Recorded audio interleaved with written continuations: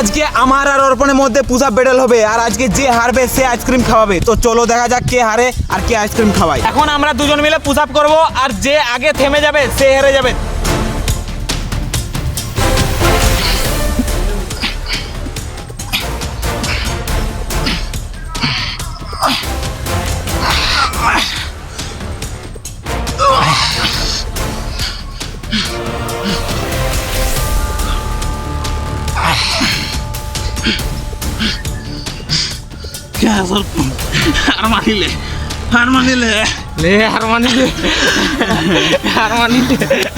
অর্পণ হেরে গেছে।